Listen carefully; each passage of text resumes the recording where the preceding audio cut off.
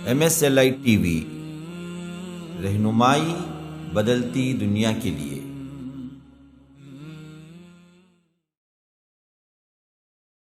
इन्नल हम्दुलिल्लाह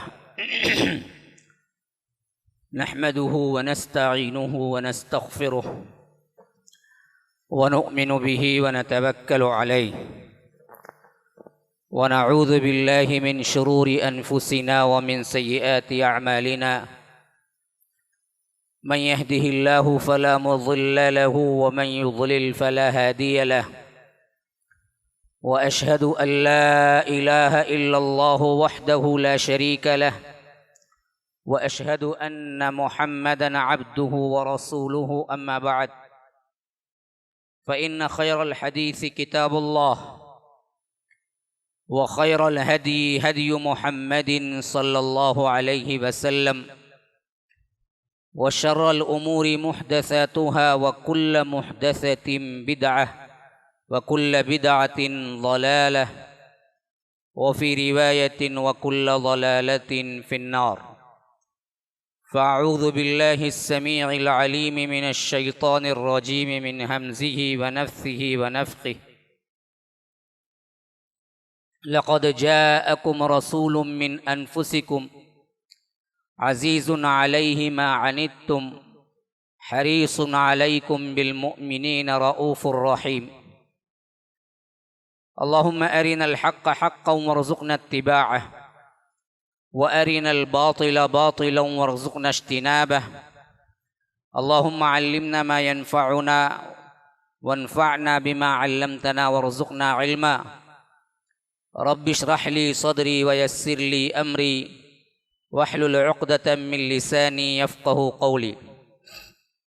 उस अल्लाह के नाम से इब्तिदा जिसके नामों की कोई इंतहा ही नहीं। वलौ अन्ना मा फ़िल अर्ज़ि मिन शजरतिन अक़लाम वल बहरु यमुद्दुहु मिन बअदिही सबअतु अबहुरिम मा नफ़िदत कलिमातुल्लाह। उस ज़ात अक़दस पर करोड़ों दरूद व सलाम हो जो तमाम जहानों के लिए रहमतुल लिल आलमीन बन के आए थे। अल्लाहुम्मा सल्लि अला मुहम्मद व अला आलि मुहम्मद कमा सल्लैत अला इब्राहीम व अला आलि इब्राहीम इन्नका हमीदुम मजीद व बारिक अला मुहम्मद व अला आलि मुहम्मद कमा बारकत अला इब्राहीम व अला आलि इब्राहीम इन्नका हमीदुम मजीद। बरदरान इस्लाम, वाजिबुल एहतराम बुज़ुर्गों, दोस्तों, अज़ीज़ साथियों, अल्लाह तबारक व तआला ने इस दीन की असास और बुनियाद दो अहम तरीन चीज़ों पर रखी। एक अल्लाह तबारक व तआला की किताब, एक जनाब मुहम्मदुर रसूलुल्लाह सल्लल्लाहु अलैहि वसल्लम की सुन्नत और तरीक़ा। असल इस्लाम की बेज़ बुनियाद इन्हीं दो चीज़ों पर है। अगर इन दो चीज़ों को मजबूती से पकड़ लें तो याद रखिए आज हमारी जितनी कुछ परेशानियां हैं, जो कुछ मसाइब व आलाम हैं, जो ज़िल्लतें हैं, जो हमारे ऊपर अल्लाह तबारक व तआला का एक तरह का गज़ब कह लीजिए, जिसमें तकरीबन 100 साल से गिरफ्तार हैं। उम्मत मुस्लिमा उमूमी तौर पर खिलाफत अब्बासिया के ज़वाल और उस्मानिया के उरूज के बाद से ही उसका एक ज़वाल शुरू हुआ, लेकिन खुसूसियत से सबसे ज़्यादा मार और मसाइब व आलाम और ज़िल्लत की ज़िंदगी। मुसीबतें तो कभी भी आ सकती हैं और वो सह ले सकते हैं, असल मसला है ज़िल्लत की मार। जो कुछ हमारे दुनिया के अंदर जो मुकाम और जो मर्तबा रब ने हमें दिया था, जिसको हमने खोया, और यूं समझिए कि जिस तरह सैलाब आता है तो उस वक्त कौड़ा करकट की कोई अहमियत नहीं होती, कचरे की कोई अहमियत नहीं होती, ज़र्रात की कोई अहमियत नहीं होती। सैलाब बहा ले जाता है, बेआईनी उस तरह हम भी कुफ्र और जुल्मात के जो सैलाब उठे उसके बाद उन सैलाब में हमारी हैसियत ज़र्रों की तरह थी, कचरे की तरह थी, कूड़ा करकट की तरह थी। और ये सिलसिला तकरीबन 90-100 साल से जारी व सारी है और दूर दूर तक इसके कुछ और निशानियां नज़र नहीं आती हैं कि फिर हमारा वो वक्त कब आएगा जो रब्बुल आलमीन ने असल में रखा, जो खिलाफत राशिदा में हमने देखा, जो आगे चलकर खिलाफत बनु उमैया में नज़र आया, जिसका वादा रब्बुल आलमीन ने हमसे किया, जिसके वादे पर रब्बुल आलमीन अभी भी कायम है। वअदल्लाहुल्लज़ीना आमनू मिनकुम वअमिलुस्सालिहात लयस्तखलिफन्नहुम फिल अर्दि कमस्तखलफल्लज़ीना मिन क़ब्लिहिम। अल्लाह तबारक व तआला वादा कर रहा है तुमसे, खास तौर पर तुम में से, हाँ, मिनकुम वअमिलुस्सालिहात, ईमान वालों और नेक अमल करने वालों से, यस्तखलिफन्नहुम फिल अर्दि कमस्तखलफल्लज़ीना मिन क़ब्लिहिम, हम जरूर तुम्हें खिलाफत देंगे जमीन के अंदर जैसे हमने इससे पहले लोगों को दिया था। लयस्तखलिफन्नहुम, जरूर भी जरूर, लाम भी ताकीद का, नून भी तशदीद का, दो दो तरह की ताकीदें आई हैं साथ में। जरूर भी जरूर हम तुम्हें खिलाफत देंगे, तुम्हें बादशाह बनाएंगे, तुम्हें हुक्मरानी देंगे, जैसे कि पिछले जितने सालिहीन आए थे अल्लाह तबारक व तआला ने दिया था। लेकिन ये चीज बिल्कुल भी हम गंवा चुके हैं। ये एहसास भी जाता रहा कि कभी हमने क्या है इस दुनिया के अंदर खिलाफत कायम की थी और इस दुनिया के अंदर हमारा मुकाम सबसे ऊंचा था, ये भी भूल गए। चपरासी बने तो चपरासी ये भी भूल गया कि कभी तेरी नस्लें मैनेजरिंग के पोस्ट पे थी। जिस हद तक भूल गया चपरासी, तो वो वॉचमैन कभी उठ नहीं सकता। जिसकी नस्लों ने क्या है जहांबानी की हो, जिसकी नस्लों ने क्या है मैनेजरिंग पोस्ट पे रही हो, लेकिन आगे चलकर उन्हीं की नस्लें वॉचमैनी कर रही हैं और वो वॉचमैन भूल भी गया है, चपरासी भूल भी गया है कि कभी उसकी नस्लें क्या हैं इसी कंपनी की सबसे आला ओहदों पर थी। यही हाल हमारा है। वजह इसकी ये है कि हमने वो असास छोड़ दी जो इस असास पर जनाब मोहम्मद रसूलुल्लाह सल्लल्लाहु अलैहि वसल्लम ने इस उम्मत को छोड़ा और ताकीद की। इन्हीं दिनों का वाक़या है ना जी।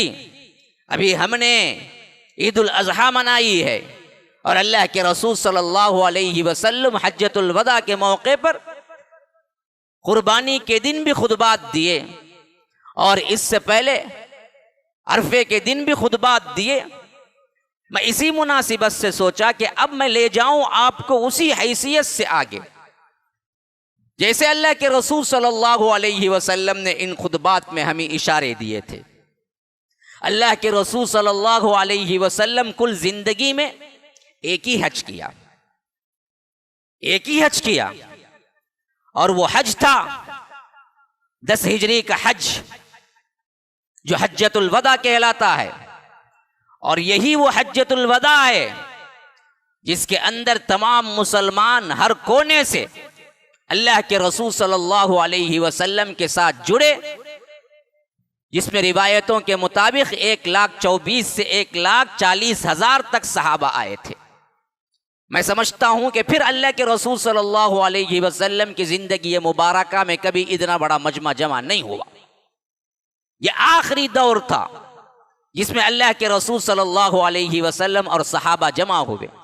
ना इससे पहले कभी मिलता है ना इसके बाद, क्योंकि इसके बाद तो अल्लाह के रसूल सल्लल्लाहु अलैहि वसल्लम अगर आप पूरे कैलेंडर के हिसाब से भी गिनती कर लें, जिलहज के इन तारीखों में मुलाकात की 8, 9, 10, 11, 12, 13 खत्म हज।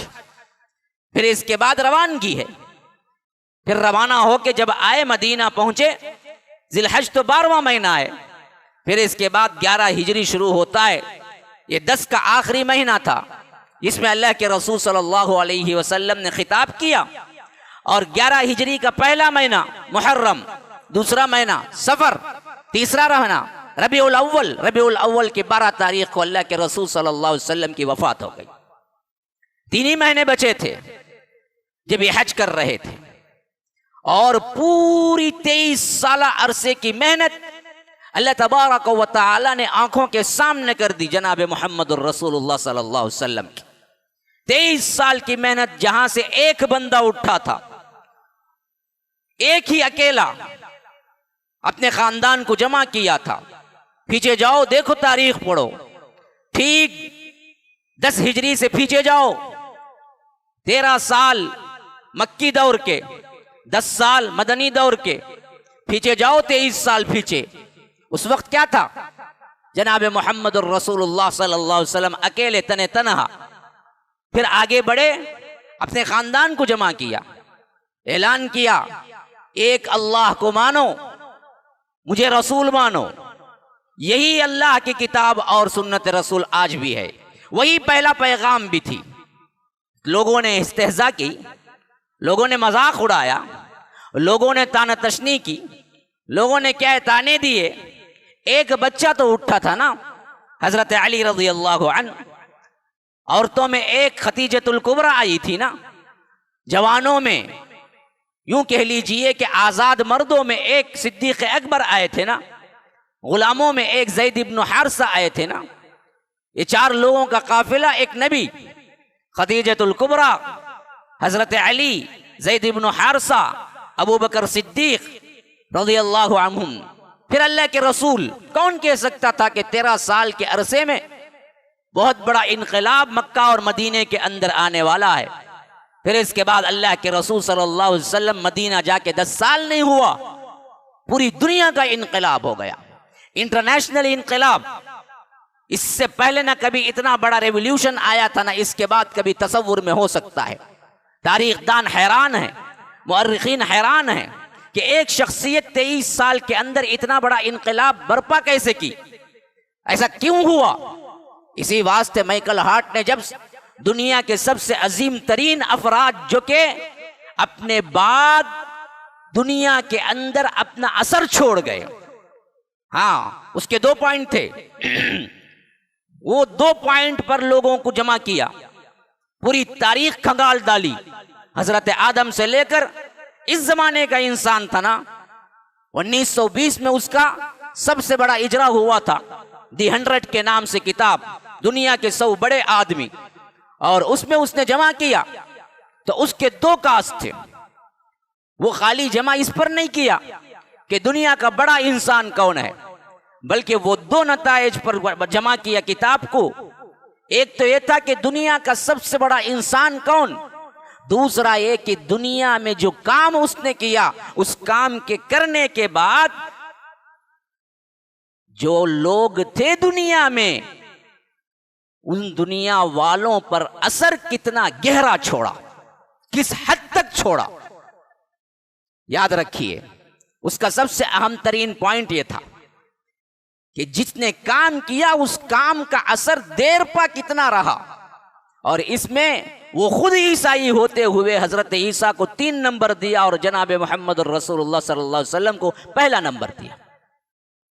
हाँ, मजबूर हो गया था कि इतना बड़ा काम 23 साल की मुद्दत में और इतना गहरा असर किसी ने नहीं छोड़ा। 1400 साल बाद भी आज जुम्बिश जुम्बिश, हरकत हरकत, खा वो जिंदगी का हर पहलू हो, अल्लाह के रसूल सल्लल्लाहु अलैहि वसल्लम का महफूज है, जो न किसी नबी का है, न किसी वली का है, न कोई दुनिया के किसी लीडर का महफूज है।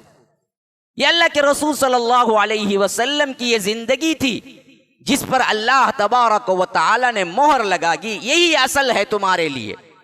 इसीलिए अल्लाह के रसूल सल्लल्लाहु अलैहि वसल्लम ने जब ये इज्तिमा जमा हुआ 1,24,000 का, बार बार ताकीदन जो फरमाया, तो वो क्या फरमाया, कहा कि लोगों देखो, तरक्तु फीकुम अमरैन, 2 चीजें हैं जो छोड़े जा रहा हूं, 2 बुनियादी चीजें तुम हमेशा रख लो, लन तज़िल्लू बादी मा तमस्सकतुम बिहिमा, तुम गुमराह नहीं होगे मेरे बाद हरगिज भी अगर तुम इसको थामे रहोगे, किताबुल्लाह, अल्लाह की किताब को, और सुन्नती, मेरी सुन्नत को।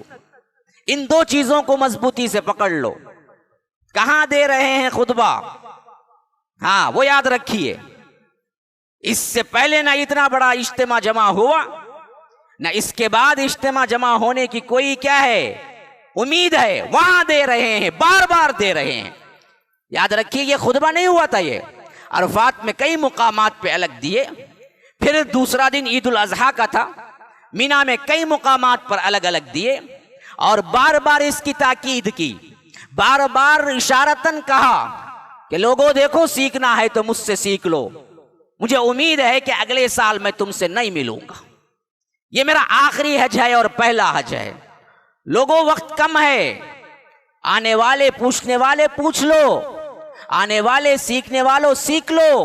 बार बार ऐलान होता रहा, बार बार इशारतन अल्लाह के रसूल सल्लल्लाहु अलैहि वसल्लम बताते रहे कि ये मेरा आखिरी हज है और ये आखिरी मेरी मुलाकात है, और आखिरी वक्त में आखिरी मुलाकात में ये आखिरी वसीयत और नसीहत है कि मजबूती से पकड़ना है तो अल्लाह की किताब को पकड़ो, मेरी सुन्नत को पकड़ो, फिर दुनिया की कोई ताकत तुमसे टकराने के बाद बाकी न रहेगी। तुम ही इधर वसल उरूज होगा, तुम ही अल्लाह तबारक व तआला ऊंचा रखेगा, तुम ही कामयाब रहोगे। अगर शर्त वही जो मैंने आपको बताया था कि अल्लाह की किताब फिर मेरी सुन्नत, इसको मजबूती से पकड़ लेना। याद रखिए, अल्लाह के रसूल सल्लल्लाहु अलैहि वसल्लम फिर वहां से वापस आए मदीने मुनव्वरा। बहुत कम अरसा था, 2-3 महीने के अरसे में अल्लाह के रसूल सल्लल्लाहु अलैहि वसल्लम अलविदाई अल्फाज ही कहते रहे। एक मर्तबा बैठे हुए थे अल्लाह के रसूल सल्लल्लाहु अलैहि वसल्लम के साथ सहाबा भी बैठे हुए थे। कहा कि एक बंदे को अल्लाह ने इख्तियार दिया है कि वो रहे दुनिया के अंदर या आखिरत को इख्तियार करके अल्लाह के पास पहुंच जाए। और उस बंदे ने अल्लाह की मुलाकात को पसंद किया तो सिद्दीक अकबर रोना शुरू हो गए और सहाबा कहने लगे, पता नहीं इन्हें क्या समझ आया, अल्लाह के रसूल सल्लल्लाहु अलैहि वसल्लम तो किसी बंदे के बारे में बात कर रहे हैं और सिद्दीक अकबर रो रहे हैं। बाज नौजवान बच्चों ने कहा कि पता नहीं इनको रोना क्यों आ रहा है कि अल्लाह के रसूल सल्लल्लाहु अलैहि वसल्लम ने तो किसी बंदे की बात की, लेकिन सिद्दीक अकबर वो सुन के रो क्यों रहे हैं। लेकिन सिद्दीक अकबर को मालूम था, जिस बंदे ने अल्लाह की मुलाकात को इख्तियार कर लिया था और जिस बंदे को अल्लाह ने इख्तियार दिया था वो खुद जनाब मोहम्मद रसूलुल्लाह सल्लल्लाहु अलैहि वसल्लम थे।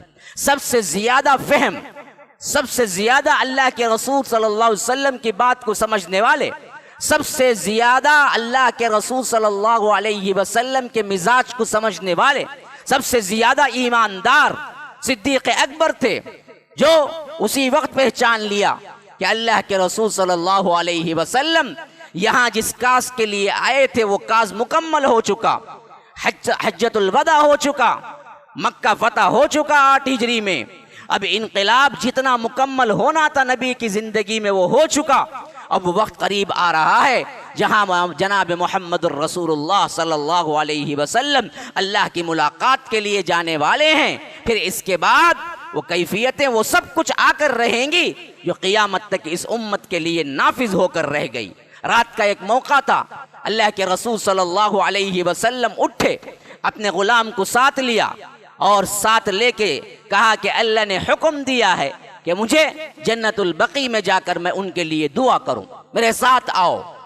वो कहते हैं अल्लाह के रसूल, इब्न इसहाक की रिवायत है, अल्लाह के रसूल सल्लल्लाहु अलैहि वसल्लम के साथ पहुंचे और अल्लाह के रसूल सल्लल्लाहु अलैहि वसल्लम वहाँ के जो लोग थे जो दफन हो चुके थे उनके लिए दुआएं की। फिर इसके बाद वापस पलटे तो हाथ में हाथ था। अल्लाह के रसूल सल्लल्लाहु अलैहि वसल्लम ने हाथ पकड़ के कहा मुवहिबा, उन गुलाम का नाम था मुवहिबा, कहा कि अल्लाह तबारक व तआला ने मुझे इख्तियार दिया है कि चाहे तो मैं पूरी जिंदगी दुनिया के आखिरी लम्हे तक दुनिया में रहूं और तमाम खजानों को अल्लाह तबारक व तआला मेरे अंडर में कर ले, फिर इसके बाद क़ियामत कायम हो जाए तो मैं सीधे जन्नत चले जाऊं। और दूसरा इख्तियार ये दिया है कि अल्लाह तबारक व तआला की मुलाकात के लिए तैयार हो जाऊं और रब की मुलाकात के लिए पहुंच जाऊं। तो मैंने रब की मुलाकात को पसंद किया। मुवहिबा रो पड़े, कहा कि अल्लाह के रसूल सल्लल्लाहु अलैहि वसल्लम आप दूसरा ऑप्शन क्यों नहीं कबूल कर लिए, आप ये क्यों नहीं कबूल कर लिया कि आप हमेशा इस दुनिया में रहें और तमाम ज़रो जवाहिरात, तमाम ख़जाने दुनिया के आपके हाथ में रहें, फिर इसके बाद क़यामत कायम होने पर आप जन्नत चले जाएं। ये ऑप्शन आपने क्यों ठुकरा दिया और सीधे रब्बुल आलमीन से मुलाकात के लिए आपने क्यों कबूल कर लिया? तो अल्लाह के रसूल सल्लल्लाहु अलैहि वसल्लम ने फरमाया कि मुवहिबा, नहीं, मैं नहीं चाहता दुनिया, मैं रहना नहीं चाहता, यहाँ तो काम के लिए आया था। अल्लाह तबारक व तआला ने यहाँ दावत के लिए भेजा था, वो काम मैं मुकम्मल कर चुका हूँ। इससे ज़्यादा मुझे दुनिया से कोई लगाव नहीं है, इससे ज़्यादा मुझे दुनिया में रहना नहीं है, इससे ज़्यादा मुझे रब से दूरी नहीं है। मैं रब की मुलाकात पे मुतमईन हूँ, मैं रब की मुलाकात पे खुश हूँ। मुझे ना दुनिया चाहिए, न ज़रो जवाहिरात चाहिए, न ख़जाने चाहिए, न ज़िंदगी चाहिए। मुझे तो रब का हुक्म था कि इस वास्ते मैंने उस हुक्म के मुताबिक अमल किया, अल्लाह तबारक व तआला का पैगाम पहुँचाया। और जब काम ख़त्म हो गया तो रब ने ऑप्शन देने के बावजूद मैंने कबूल न किया। मैं अल्लाह की मुलाकात को पसंद किया और मैं अल्लाह की मुलाकात के लिए जा रहा हूँ। तो गोया कि अल्लाह के रसूल सल्लल्लाहु अलैहि वसल्लम तब इशारा दे रहे थे। फिर आने के रास्ते में जब घर पहुँच रहे थे तो कहा कि मुवहिबा, याद रखो, मैं ऐसे देख रहा हूँ कि फितने एक जोरदार शक्ल में एक के बाद दीगरे मेरी उम्मत पे गिर रहे हैं, मेरे उम्मत पे आ रहे हैं। एक फितना खत्म नहीं हो रहा है, दूसरा फितना उससे ज्यादा निकल के आ रहा है, दूसरा नहीं हो रहा है, तीसरा आ रहा है। फितनों में घिरी हुई उम्मत को मैं देख रहा हूं। याद रखो, ऐसी हालत ही में अल्लाह के रसूल सल्लल्लाहु अलैहि वसल्लम ने हमें ऐलान किया था कि मुसलमानों, इन फितने के ज़माने में अगर तुम निकल सकते हो, इन फितनों के ज़माने में अगर तुम किताबुल्लाह और सुन्नत रसूलुल्लाह को पकड़ लो तो दुनिया की कोई ताकत तुम्हें ज़ेर नहीं कर सकती। फितने आने हैं और एक एक फितना दूसरे फितने से बड़ा फितना होगा। एक गुजरने वाला फितना इंसान समझेगा कि बहुत बड़ा फितना है, बहुत बड़ी आजमाइश थी जहां से हम निकल के आए, लेकिन याद रखो उससे बड़ी आजमाइश तुम्हारी मुंतजिर होगी। वो आजमाइश खत्म नहीं होगी यहाँ तक कि लोगों के ज़ुबानों पे ये अल्फाज रहेंगे, इससे बड़ा फितना हमने कभी नहीं देखा, इतने बड़े फितने से बच के आए, लेकिन तीसरा फितना तुम्हारे मुंतजिर होगा। ये फितने बराबर जारी रहेंगे यहाँ तक कि अल्लाह तबारक व तआला हज़रत ईसा को नुज़ूल कर दे या हज़रत महदी आ जाए। तो ये जो इनक़िलाबात देख रहे हैं, ये जो यहाँ के अंदर अजीब अजीब इस्लाम दुश्मनी की कैफियतें देख रहे हैं, जुल्मात देख रहे हैं, हर तरफ हंगामा आराई देख रहे हैं, इसकी सब खबरें मुहम्मदुर रसूलुल्लाह सल्लल्लाहु अलैहि वसल्लम ने इस उम्मत को दी। और इसका तदारुक कैसे हो, इसकी रेमेडी क्या है, इसका इलाज क्या है, इसकी दवा क्या है, इसके बारे में भी अल्लाह के रसूल सल्लल्लाहु अलैहि वसल्लम ने हमें बताया कि असल चीज़ किताबुल्लाह, सुन्नत रसूलुल्लाह, इन दोनों को पकड़ो, इन दोनों पर अमल करो, इन दोनों को मजबूती से थामे रहो, फिर तुम्हारा कुछ नहीं बिगाड़ सकता कोई फितना, फिर तुम्हारा कोई मामला क्या नहीं हो सकता, दुनियादारों के हाथों में होने के बावजूद बर्बाद तुम्हें नहीं कर सकते। तो याद रखिए, अल्लाह तबारक व तआला के इस किताब को जानना हम पर फरीज़ा बनता है। जनाब मुहम्मदुर रसूलुल्लाह सल्लल्लाहु अलैहि वसल्लम की सीरत मुबारका को जानना हम पर फरीज़ा बनता है कि याद रखिए, अगर मुहम्मदुर रसूलुल्लाह सल्लल्लाहु अलैहि वसल्लम की सीरत मुबारका को नहीं जानते, किताबुल्लाह को नहीं जानते, मर गए तो सबसे पहला सवाल इन्हीं दो के बारे में होगा। क्या आपको मालूम नहीं है? सवाल एक होगा कब्र के अंदर तो मर रब्बुक, और दीन और अल्लाह के रसूल सल्लल्लाहु अलैहि वसल्लम के बारे में, इसके बारे में क्या तैयारी करके रखे हैं, कितना जाने हैं, कितना पढ़े हैं, कितना इल्म हासिल किए हैं। याद रखिए, सिर्फ सुनी सुनाई बातों पर इल्म नहीं होता, इल्म तो उस वक्त होता है जब उसको पढ़ेंगे, जब उसको समझेंगे, जब उसके लिए तगोदो करेंगे, जब कोशिशें करेंगे, तो उस वक्त असल इल्म हासिल होता है। अल्लाह तबारक व तआला ने हमें किताब दी, जनाब मुहम्मदुर रसूलुल्लाह सल्लल्लाहु अलैहि वसल्लम जैसी शख्सियत दी। आज हमारे ऊपर हर तरह के फितने उठे हुए हैं, इन सब से नजात है तो कैसे होगी? अल्लाह के रसूल सल्लल्लाहु अलैहि वसल्लम के बारे में जाने, अल्लाह के रसूल सल्लल्लाहु अलैहि वसल्लम की सीरत मुबारका को पढ़ें। खाली खुली मीलाद मना लेने से, खाली खुली क्या है बास चीज़ें रस्मन कर लेने से आपको इल्म नहीं आएगा। मैंने सोचा कि रमज़ानुल मुबारक के इख्तिताम से लेकर ईद उल अज़हा के इख्तिताम तक मुतफर्रिक़ खुतबात मैंने आपके सामने दिए हैं, लेकिन ये ईद उल अज़हा के बाद से लेकर अभी ये 3 महीने जिस पर सफ़र करके हम 12 रबीउल अव्वल की तारीख पे बहुत बड़ा हम क्या है मीलाद का बहुत बड़ा डंका बजाते हैं, इस सब को छोड़कर असल हकीकत की तरफ रवा दवा हूँ। मैंने सोचा कि क्यों ना मैं आपके सामने तारीख और सीरत रख दूं। यह है जनाब मुहम्मदुर रसूलुल्लाह सल्लल्लाहु अलैहि वसल्लम। इन खुतबात को समेटूं और आपके सामने रखूं कि मुहम्मदुर रसूलुल्लाह सल्लल्लाहु अलैहि वसल्लम कौन है, क्या है, कैसे कैसे तकलीफ़ात सहे, सीरत के अंदर हमें तालीमात क्या मिलती हैं। ये 2 बेस अच्छी तरह समझ लें, एक तफसीर कुरान जो चल रही है, एक सीरत जिसके ऊपर हमें चलना है। तो याद रखिए अल्लाह के रसूल सल्लल्लाहु अलैहि वसल्लम का आखिरी हिस्सा मैं दरअसल आपके सामने कुछ बयान करूंगा इंशाअल्लाह। पहला हिस्सा अगर अल्लाह ने चाहा, इस्तिताअत दी, जिंदगी बाकी तो बात बाकी, मैं अगले जुमे से आपसे खिताब करूंगा।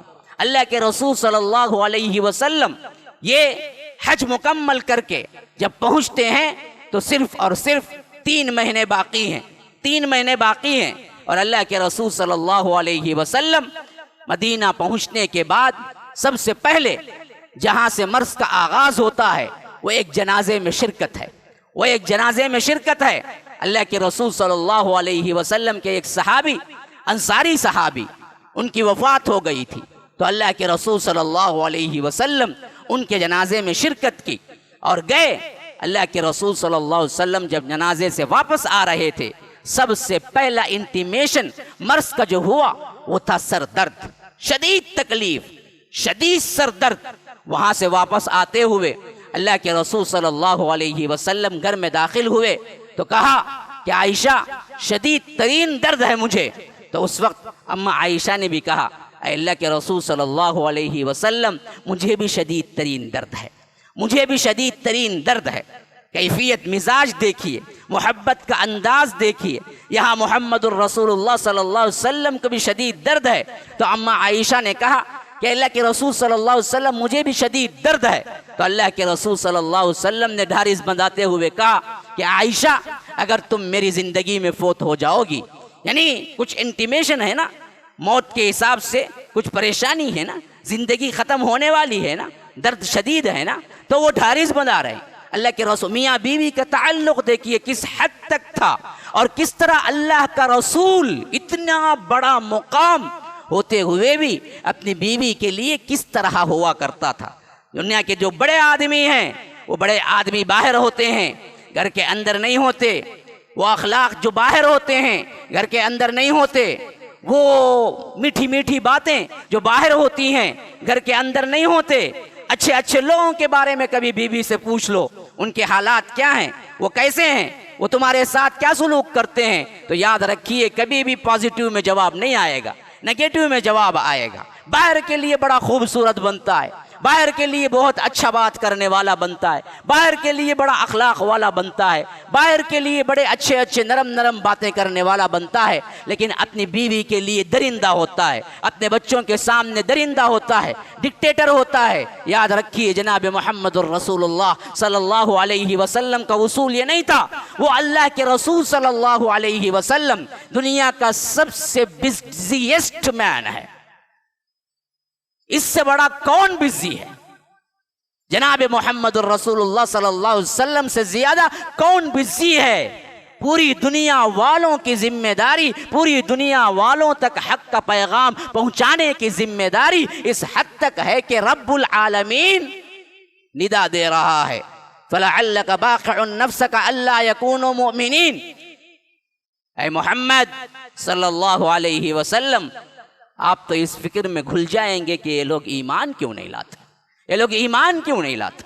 इस फिक्र में शायद आप अपने आप को हलाक कर लेंगे, इस हद तक फिक्र, लेकिन इन सब के बावजूद घर की जिम्मेदारियों से मुबर्रा नहीं, बीवी से अखलाक से पेश आने से मुबर्रा नहीं, बीवी को ढारिस बंधाने से मुबर्रा नहीं, बीवी के पास कीमती लम्हात गुजारने से मुबर्रा नहीं। कितना भी बिजी शेड्यूल हो, हक उनका दो। अल्लाह के रसूल सल्लल्लाहु अलैहि वसल्लम अम्मा आयशा को कहानी सुनाए हैं। कहानी बुखारी के अंदर रिवायत मौजूद है, हदीस उम्मे ज़रा, 11 बीबियों वाली कहानी। हाँ, रसूल बीबी को बहलाने के लिए, बीबी को सुनाने के लिए हदीस मौजूद है, सबसे तवील बड़ी हदीस है। अल्लाह के रसूल सल्लल्लाहु अलैहि वसल्लम ने सुनाया है। तो अल्लाह के रसूल सल्लल्लाहु अलैहि वसल्लम ने फरमाया कि आयशा, अगर तुम मेरी जिंदगी में फोत हो जाओगी तो मैं तुम्हें नहलाऊंगा, मैं तुम्हें कफनाऊंगा, मैं तुम्हें अपने हाथों से दफन करूंगा। यानी उम्मीद रखो, मायूस ना हो जाओ, ऐसा ना हो कि तुम्हें क्या गम लगे। अगर तुम मेरी जिंदगी में फोत हो जाओगी तो मैं तुम्हें नहलाऊंगा, मैं तुम्हें कफनाऊंगा, मैं तुम्हें अपने हाथों से दफनाऊंगा। जिसको ये नसीब हो कि अल्लाह का रसूल दफनाए तो उसके मुकाम मर्तबे का कोई अंदाज़ा कर सकते हैं। हज़रत आयशा को अल्लाह के रसूल सल्लल्लाहु अलैहि वसल्लम ने यूं ढारिस बंधाई, यूं अल्लाह के रसूल सल्लल्लाहु अलैहि वसल्लम ने बातचीत की। हज़रत आयशा इसके बाद तो अच्छी हो गई और अल्लाह के रसूल सल्लल्लाहु अलैहि वसल्लम का मर्ज बढ़ता गया। अल्लाह के रसूल सल्लल्लाहु अलैहि वसल्लम को बुखार ने आ लिया। शिद्दत का मौका उस वक्त पड़ा जब हज़रत मैमूना रज़ियल्लाहु अन्हा के मकान में थे, उनकी बारी थी। अल्लाह के रसूल सल्लल्लाहु अलैहि वसल्लम शदीद तरीन बुखार में मुब्तला थे और चाहते थे कि कब बारी हज़रत आयशा की आ जाए, क्योंकि उस वक्त अल्लाह के रसूल सल्लल्लाहु अलैहि वसल्लम की तकरीबन 9 बीबियाँ थीं। बैक वक्त अल्लाह के रसूल सल्लल्लाहु अलैहि वसल्लम की ज़िंदगी मुबारका में आखिरी जो लिमिट थी बीबियों की वो 9 थी। अल्लाह के रसूल सल्लल्लाहु अलैहि वसल्लम ने कुल बीबियाँ 11 निकाह किए थे, लेकिन बैक वक्त 11 नहीं थी। बैक वक्त आखिरी जो लिमिट था वो अल्लाह के रसूल सल्लल्लाहु अलैहि वसल्लम की 9 बीबियाँ थी। एक तो अल्लाह के रसूल सल्लल्लाहु अलैहि वसल्लम की ज़िंदगी मुबारका में वफ़ात पाई, वो हज़रत खदीजतुल कुबरा हैं, जो मक्की ज़िंदगी में अल्लाह के रसूल सल्लल्लाहु अलैहि वसल्लम की वफ़ात पाई। एक दूसरी मदनी ज़िंदगी में एक बीबी है जो ज़ैनब बिन्त खुज़ैमा है, सिर्फ 3 महीने निकाह में रही और वफ़ात पा गई। इन 2 वफ़ात याफ्ता इन 2 बीबियों को छोड़ दीजिए तो 11 बीबियों में से 9 बीबियाँ थी जो अल्लाह के रसूल सल्लल्लाहु अलैहि वसल्लम के निकाह में थी जब अल्लाह के रसूल सल्लल्लाहु अलैहि वसल्लम वफ़ात पाए। तो इन 9 बीबियों के एक एक दिन मुकर्रर थे और हर दिन एक एक बारी के एतबार से हर दिन एक एक बीवी के पास गुजारते थे। तो हर बीबी को 90 दिन एक दिन मिलता, 90 बारी में एक दिन मिलता जिसमें अल्लाह के रसूल सल्लल्लाहु अलैहि वसल्लम की वो खिदमत करती। इस तरह बारी बारी अल्लाह के रसूल सल्लल्लाहु अलैहि वसल्लम हर एक बीबी के घर में देते। ये भी याद रहे, अवाम मुगालते में ना पड़ जाएं कि नबी ने 9 बीबियाँ एक साथ रखी और हम भी रख सकते हैं ना, नऊज़ बिल्लाह।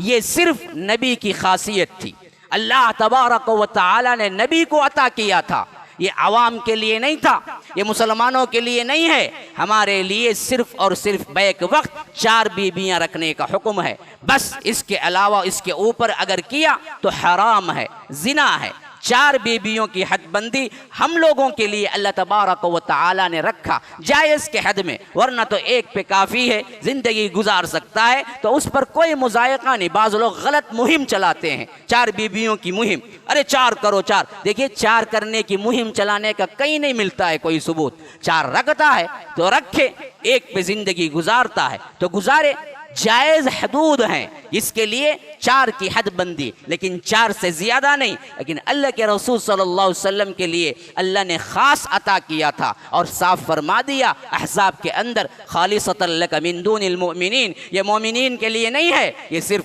आपके लिए है। आपके लिए सिर्फ यही एक नहीं था, बल्कि दूसरा हुक्म भी था जो हम सब के लिए नहीं है। वो हुक्म ये था, कोई सोचे कि नबी के लिए कैसे जायज़, नबी के लिए तो ये चीज़ें, ये बदबख्त तरीन ख्यालात हैं, ये तनकीदी ज़हनियत है जो आज हमारे अंदर भी मुस्तशरिकीन की तरफ से आती है। असल में बात ये नहीं है, बात ये है कि जहां अल्लाह ने 4 से ज़ायद रखने की इजाज़त नबी को दी, वहीं पर अल्लाह ने यह भी कह दिया कि जो बीबियां अब तुम्हारी हैं उनको तुम बदल नहीं सकते, तलाक दे नहीं सकते।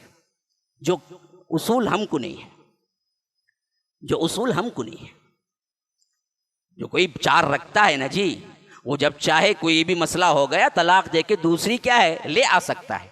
लेकिन जब अल्लाह ने 4 के हुदूद को उठा दिया तो बता दिया कि अब जो बीबियां आपके हैं ये दुनिया की नहीं बल्कि आखिरत की भी बीबियां हैं, इनमें से किसी को तुम तलाक नहीं दे सकते। ये उसूल भी था अल्लाह के रसूल सल्लल्लाहु अलैहि वसल्लम।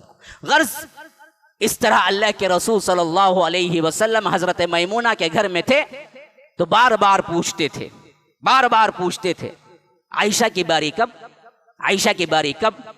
इससे अंदाजा लगा लिया कि अल्लाह के रसूल सल्लल्लाहु अलैहि वसल्लम अम्मा आयशा के घर में रहना चाहते हैं। तो अल्लाह के रसूल सल्लल्लाहु अलैहि वसल्लम के पास खूब बीबियां जमा हो के कही, अल्लाह के रसूल अगर आपका मंशा आयशा की बारी की तरफ है और चाहते हैं कि आप वहां पर रहें, दूसरी रिवायतों के मुताबिक खुद अल्लाह के रसूल सल्लल्लाहु अलैहि वसल्लम ने जमा करके फरमाया अगर तुम्हें एतराज ना हो तो मैं इन अय्याम में चाहता हूं कि आयशा के घर में रहूं रज़ियल्लाहु अन्हा। इंसाफ का तकाजा देखो या रब, उस नबी के उम्मती हो के बेइंसाफी करते हो, शर्म नहीं आती।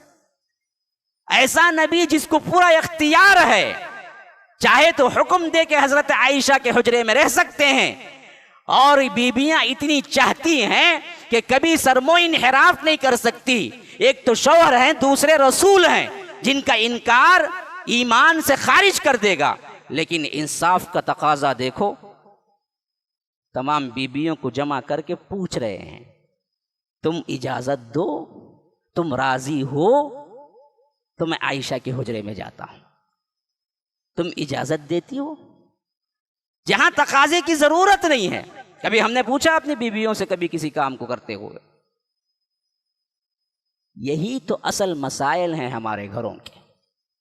आज हमारे घरों के अंदर जिंदगी जो मुआशरती और अज़दवाजी जिंदगी का बिगाड़ क्यों हो रहा है? यही वास्ते तो क्यों सुकून घर में नहीं मिल रहा है बंदे को। हाँ, ये लॉकडाउन में 4-4 महीने 5-5 महीने रह के इंसान तो क्या है पागल हो गया है कि कब भागूं। हालांकि उल्टा खुश होना चाहिए कि मौका अच्छा मिला उसको। हाँ, लेकिन नहीं, परेशान हो के पागल बन के बाहर भाग रहा है। अरे अरे अरे टॉर्चर भाई बीवी का, बच्चों का, क्या करूं, कैसे बाहर निकलूं, कुछ ना कुछ तो हो जाए। ये सब की हालत है। देखिए सब मुस्कुरा रहे हैं, सब ने किया है शायद माशाअल्लाह से। आखिर ये माहौल मिलता क्यों नहीं है? हालांकि बेस्ट माहौल है। हाँ, वो शादी के नए नए दिन में तो इंसान झूठ बोल के भी दोस्तों से भाग के जाके क्या है पहले पहल घर में कदम रखता है। 7 बजे उसकी रात शुरू हो जाती है, फिर उसके बाद रात के 1 बजे भी उसकी रात शुरू नहीं होती। बेकार सड़कों पे बैठ के क्या सिगरेटें फूकता है, कैसे जाऊं बीवी के। पहले बीवी बीवी बोल के भागता है, जब तक लव करता है ना, लव लहान होता है लव करके, तब तक बीवी बीवी बोल के करता है। जब सही बीवी बन जाती है ना, तब भागना शुरू करता है, क्यों किया क्यों किया क्यों किया। हाँ, महबूबा बीवी नहीं बन सकती, बीवी महबूबा नहीं बन सकती। अजीब फलसफा है हमारा। भाई मोहब्बत तो उसी से करो जो बीवी बन के आ गई है, उससे ना करो जो बीवी बनने वाली है। असल मोहब्बत तो उसको दो ना जी। तो इंसाफ के तकाजों को कभी ना भूलो। यही असल क्या है, जिंदगी गुजारने का बेहतरीन नमूना है, राज है। अल्लाह के रसूल सल्लल्लाहु अलैहि वसल्लम ने पूछा, उम्महातुल मोमिनीन आगे बढ़ के आई, कहा कि अल्लाह के रसूल आपकी रिजा, आपकी मर्जी, हमारी मर्जी। अम्मा आयशा रज़ियल्लाहु अन्हा के हुजरे में आप रहते हैं तो हम सब के सब रजामंद हैं। और अल्लाह के रसूल सल्लल्लाहु अलैहि वसल्लम हजरत आयशा के हुजरे में आ गई। अल्लाह के रसूल सल्लल्लाहु अलैहि वसल्लम इन अय्याम में जब मर्ज की शिद्दत बढ़ जाती तो कभी कभी नसीहत के लिए अल्लाह के रसूल सल्लल्लाहु अलैहि वसल्लम बाहर निकल के आते, बड़ी मुश्किल के साथ। एक मर्तबा फरमाया कि मुझे ले चलो। एक तरफ हजरत अब्बास खड़े हुए, एक तरफ हजरत अली खड़े हुए, और उनके सहारे कंधों पर अपने हाथों को रखा। हत्ता कि इतनी कमजोरी थी कि पांव जमीन पे नहीं टिक रहे थे, बल्कि रिवायतों में आता है कि घसीटते हुए आए, पांव जमीन पर घसीटते हुए आए, चलना भी मुश्किल हो रहा था। और अल्लाह के रसूल सल्लल्लाहु अलैहि वसल्लम मस्जिद के अंदर आए, बैठे, नमाज पढ़ाई, फिर इसके बाद एक खुतबा दिया जिसमें रोंगटे खड़े कर दिए। अल्लाह के रसूल सल्लल्लाहु अलैहि वसल्लम के सहाबा ज़ारो क़ितार रोने लगे, क्योंकि तमाम इशारात अल्लाह के रसूल सल्लल्लाहु अलैहि वसल्लम इस दुनिया से जाने के इशारात थे। फरमाया कि लोगों याद रखो, कल क़ियामत के दिन कोई किसी का बोझ नहीं उठाएगा, सब कुछ अपने अपने अमल का जिम्मेदार होगा, और कर्ज के मामले में हमेशा मुतनब्बे रहो, खबरदार रहो। इसी वास्ते मैं अपने लिहाज से तुम्हें ऐलान करता हूं कि कोई कर्ज मैंने लिया है तो आज पूछ के ले लो, कल अल्लाह के सामने मुझे रुसवाई न होना पड़े। अल्लाह अकबर। कर्ज का मामला कितना अहम तरीन मामला है। देखो, अल्लाह के रसूल सल्लल्लाहु अलैहि वसल्लम कह रहे हैं कि अगर मुझ पर कर्ज है, मैं किसी का कर्जदार हूं, तो आज पूछ के ले लो, कल अल्लाह तबारक व तआला के सामने शर्मिंदगी ना उठाना पड़े, और मेरे से किसी ने लिया है तो वो मुझे वापस करे। इस तरह अल्लाह के रसूल एक बार नहीं, दो बार नहीं, तीन बार अल्लाह के रसूल सल्लल्लाहु अलैहि वसल्लम ने इजहार किया। तो एक सहाबी उठे, कहा कि अल्लाह के रसूल सल्लल्लाहु अलैहि वसल्लम, एक मरतबा 3 दीनार आप लिए थे और वो 3 दीनार शायद आप देना भूल गए। तो अल्लाह के रसूल सल्लल्लाहु अलैहि वसल्लम ने कहा अबू बकर से कि इनको अता कर दो। और एक सहाबी उठे, कहा कि अल्लाह के रसूल, मैं आपसे 3 दीनार लिया था और भूल गया मैं आपको अता करना, कि ये 3 दीनार मैं देता हूँ। फिर इसके बाद सिद्दीक़ अकबर को पास बुलाया, कहा कि लोगों, जो कोई मेरे साथ एहसान किया, जो कोई मेरे साथ सलूक किया, जिसका भी कोई जिम्मेदारी, कोई एहसान है, मैं उन सब को अदा कर दिया। मैंने भी उनके साथ एहसान का सलूक कर दिया, उनकी जिम्मेदारियां से उनको मुबर्रा कर दिया। लेकिन एक शख्सियत ऐसी है जिसने हुस्ने सलूक किया, जिसने मेरे साथ वफादारी की, जिसको मैं अदा न कर सका, वो सिद्दीक़ अकबर है, जिसने अपना माल, अपनी जान, अपनी औलाद, अपना सब कुछ मेरे ऊपर निशावर कर दिया और मैं उसका बदला अदा नहीं कर सका। इसका बदला अल्लाह तबारक व तआला ही अदा करेगा। और मैं चाहता था कि मैं सिद्दीक को अपना जिगरी दोस्त बना लूं, अपना खलील बना लूं, लेकिन अल्लाह ने मुझे खलील बनाया है, अल्लाह ने मुझे जिगरी दोस्त बनाया है। खलील की जगह दिल में एक ही होती है, एक ही इंसान को खलील बना सकते हैं, एक ही फर्द को खलील बना सकते हैं। अल्लाह ने मुझे खलील बना लिया है। मैं चाहता था कि अबू बकर को मैं अपनी ज़िंदगी में खलील बनाऊं, लेकिन अब जब अल्लाह ने मुझे खलील बनाया है तो मैं अबू बकर को खलील नहीं, ये मेरा दोस्त और भाई है। अबू बकर खलील नहीं है, अबू बकर मेरे दोस्त और मेरे भाई हैं। लौ कुन्तु मुत्तखिदन खलीलन लत्तखज़्तु अबा बकरिन खलीला, कि अबू बकर की अज़मत, अबू बकर की अज़मत के एतबार से फरमाया। फिर इसके बाद मस्जिद नबवी में अंदर आए, घर और मस्जिद नबवी यूं मुत्तसिल थी कि हत्ता के बाज़ घरों के दरवाजे या हुजरों के दरवाजे खुलते थे तो मस्जिद नबवी का सहन दिखता था, यूं खुलते थे, मस्जिद की तरफ खुलते थे तो वो सीधे मस्जिद में कदम रखता था। जो घर से बाहर आकर अगर मस्जिद में आना चाहे तो वो हुजरे से एक कदम रखे तो मस्जिद के अंदर रखता था। अल्लाह के रसूल सल्लल्लाहु अलैहि वसल्लम ने इसके बाद ऐलान किया कि जितने दरवाजे मस्जिद के अंदर खुलते हों उन सबको बंद कर दो। अब इसके बाद कोई दरवाजा मस्जिद के अंदर नहीं खुलेगा सिवाय हुजरे आयशा के। ये एक दरवाजा है जो बाकी रहेगा, बकियात सब दरवाजों को बंद कर दो। अब इसके बाद कोई दरवाजा, कोई रास्ता मस्जिद की तरफ नहीं खुलेगा। अल्लाह के रसूल सल्लल्लाहु अलैहि वसल्लम के और दिन करीब आए तो एक मर्तबा पूछा कि मेरे गुलाम और मेरी अहम तरीन चीजें क्या हैं? जवाब दिया गया कि इतने हैं। कहा कि 2 दिन पहले तमाम गुलामों को मैंने आजाद कर दिया, कोई मिल्कियत मेरी नहीं है, सब आजाद गुलाम है, कोई मिल्कियत मेरे पास नहीं। मैं अल्लाह से ऐसे मुलाकात करूं कि एक पाई, एक दाना भी मेरे पास मिल्कियत में न रहे। हाँ, ये है दुनिया, ये है असल चीज जिसको अल्लाह के रसूल सल्लल्लाहु अलैहि वसल्लम ने सिखाया। कहां गुम हो गए हम, कैसे उसवे को छोड़ दिया।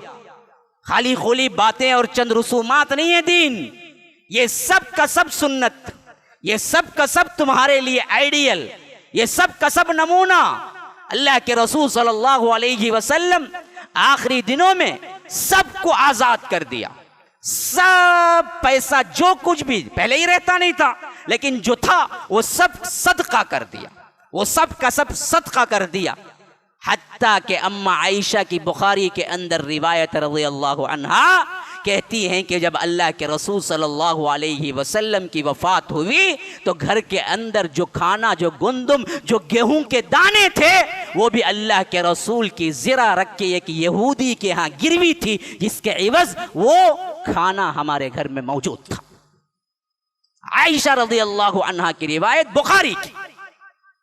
हाँ, एक यहूदी के यहां गिरा रखी हुई है, ज़रा गिरवी रख के अल्लाह के रसूल सल्लल्लाहु अलैहि वसल्लम के घर में उस वक्त जो दाने थे, जो कुछ खाना था, वो खाना गिरवी रख के अल्लाह के रसूल सल्लल्लाहु अलैहि वसल्लम ने लिया था। ये था फकर का मामला, ये सा इस दुनिया से बेरग़बती का मामला। कहां हम लग गए हैं क्या क्या समेटने जमेटने के लिए। ये जिंदगी क्या है और हम किस जिंदगी के अय्याम में गुजार रहे हैं, किन ख्वाबों में, ख्यालों में गुजार रहे हैं। मौत के पंजे जो गाड़ चुकी है, इन मरीजों को भी कभी ख्याल नहीं आता कि मेरे पास सिर्फ 4 दिन बाकी हैं, 3 दिन बाकी हैं, अब तो कुछ करके जाऊं। ना जाते, ना जाते। क्यों इतने सख्त दिल हो चुके हैं हमारे?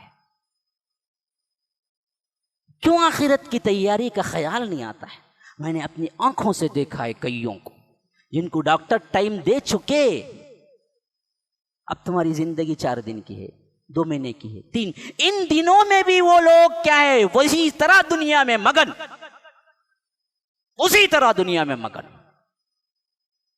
थोड़ा सा भी आखिरत का खौफ नहीं आता, थोड़ा सा भी बदलता नहीं बंदा, बिल्कुल आखिरी नहज पे पांव लटकाए खबर में है, लेकिन रोज उठता है, शेविंग करता है। अरे अब क्या? मैंने एक वाकया पढ़ा, थर्रा के नाम नहीं कह सकता वरना तो क्या है मेरे ऊपर कई चीजें वारिद हो जाएंगी। एक बहुत बड़े लीडर को, दुनिया के बहुत बड़े लीडर, मुस्लिम लीडर को फांसी दी गई। अगर नाम की तलाश है तो आप यूट्यूब या गूगल में सर्च कर लीजिए, नाम नहीं मैं कह सकता। फांसी का आखिरी वक्त था, सुबह सवेरे फांसी थी, तो आखिरी ख्वाहिश पूछी गई। 4 बजे उसकी ख्वाहिश पूछी गई, 6 बजे फांसी पे चढ़ना था, तो उसने कहा कि मुझे शेविंग ब्लेड दो। उसने कहा कि मुझे शेविंग ब्लेड दो। कहा कि क्यों? कहा कि मैं आखिरी मौत दाढ़ी वाला मरना नहीं चाहता, क्योंकि कई दिनों से जेल में था ना, दाढ़ी उगाई थी, दाढ़ी थी उसके पास। तो वो कहा कि मैं दाढ़ी वाला मरना नहीं चाहता, मेरी आखिरी ख्वाहिश है कि शेविंग ब्लेड दो, मैं शेविंग करके मरना चाहता हूं। ये मुसलमान लीडर की बात है अभी का, ये हालतें हैं हमारी।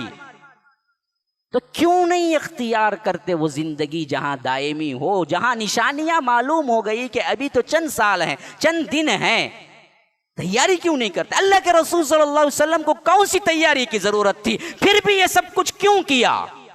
सब कुछ आजाद कर दिया, सब गुलामों को आजाद कर दिया, पाई पाई उठा के सदका कर दी, हत्ता कि कोई चीज घर के अंदर न रही। तो अम्मा आयशा को इसी वास्ते कहना पड़ा कि यहूदी से तंजो हमने क्या है, अल्लाह के रसूल की ज़रा रहन रख के ले आए थे, और घर में उस वक्त जो जौ पड़ी हुई थी, जो दाने पड़े हुए थे, वो यहूदी के घर में ज़रा रखकर वो गिरवी रख के ले। इसमें एक सवाल पैदा होता, सहाबा नहीं ला के दिए क्या? फिर यहूदी से रखने की क्या जरूरत थी? लेकिन अंदर तंगी इतनी थी, लेकिन अल्लाह के रसूल बताते नहीं थे सहाबा को, वरना तो वो निछावर करते थे। खुददारी का यह आलम होता था कि सहाबा अगर मालूम होता तो मूठे के मूठे उतार देते, लेकिन वो खुददारी का आलम यह होता, अल्लाह के रसूल सल्लल्लाहु अलैहि वसल्लम छुपा के मंगाए थे, और एक यहूदी के यहाँ ज़रा गिरवी रख के खाना आया था। हाज़ा व बिल्लाहि तौफ़ीक़, सल्लल्लाहु वसल्लम अला नबिय्यिना मुहम्मद। अस्अलुल्लाह ली व लकुम व लिसाइरिल मुस्लिमीन मिन कुल्लि ज़ंबिन फस्तग़फ़िरूह इन्नहु हुवल गफ़ूरुर रहीम।